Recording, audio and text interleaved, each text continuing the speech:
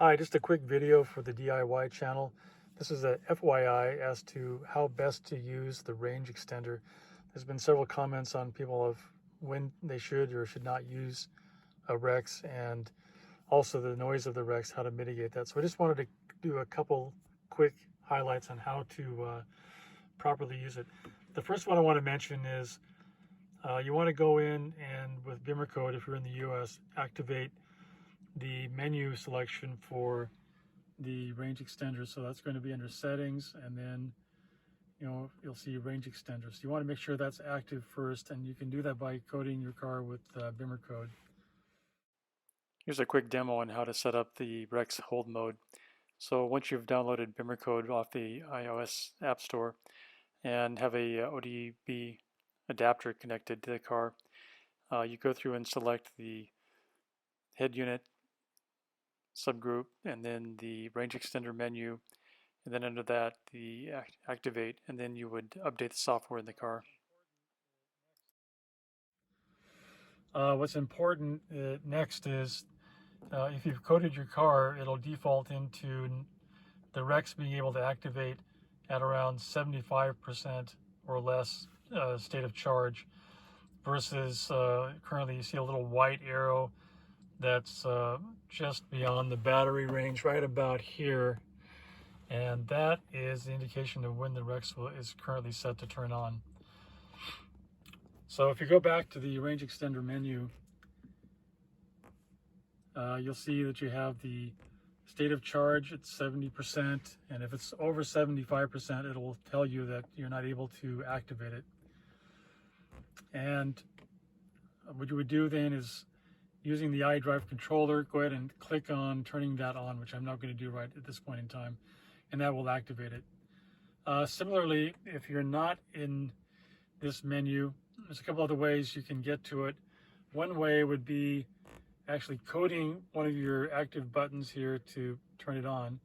And you can see here that I've set the first button for hold state of charge.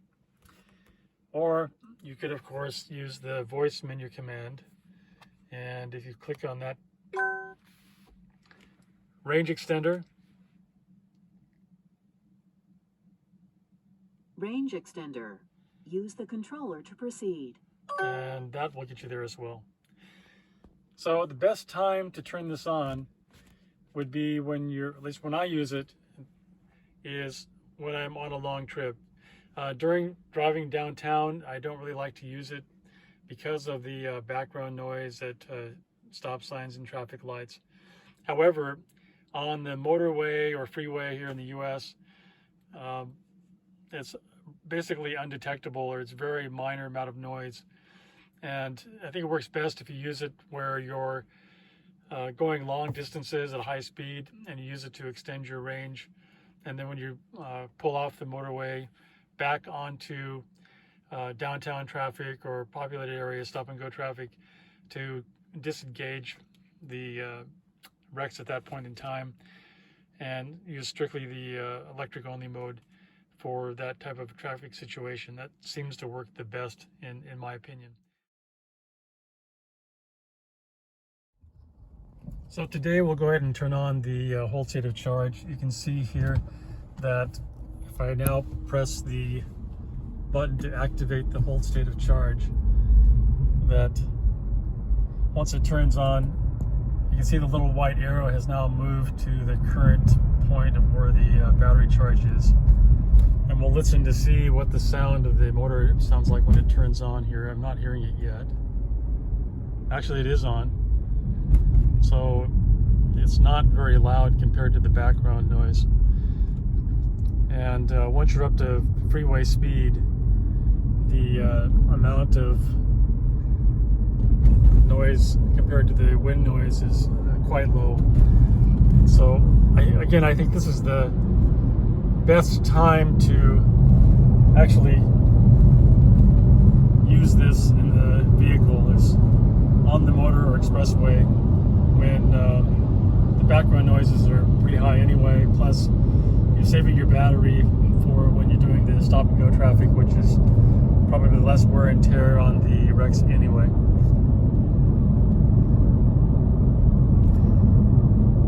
now it's definitely running in the background, and it's really, basically you can't hear it at all, or it's very muted at this point. I'm going to go ahead and turn it back off.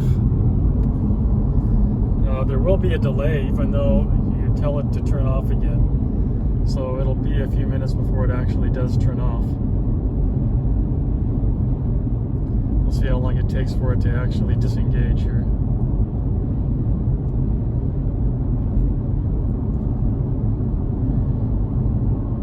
It's going to continue to cycle. So there is a delay. It's not immediate when you tell it to turn off. It will run its cycle for a few minutes. So actually, it was just a few minutes later, it did actually turn off. So you can see now that it's back into the normal state of affairs. We're pulling off the road here, back into city traffic.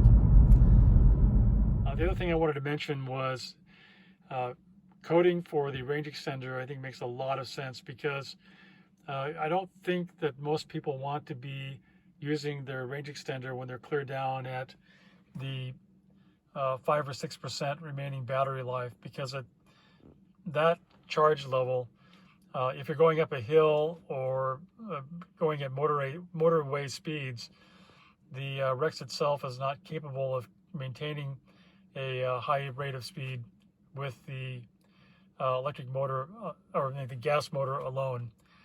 So you really want to have a little bit of charge on both available at all times.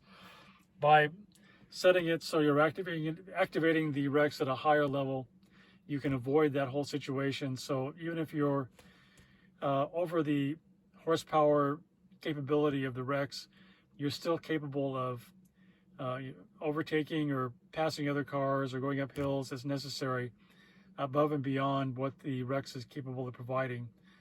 All the way down to a fairly low state of charge.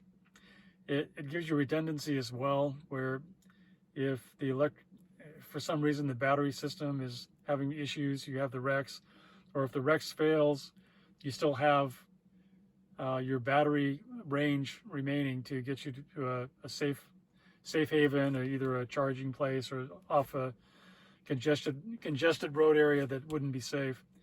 Whereas if you waited until you're down below the 6% cutoff, your options are way more limited. Anyway, that's how I use it, and it seems to be working pretty well, and I would recommend that people use their REX in a similar fashion. Hope you found it interesting. If so, go ahead and like and subscribe, and more content is on the way. Thanks.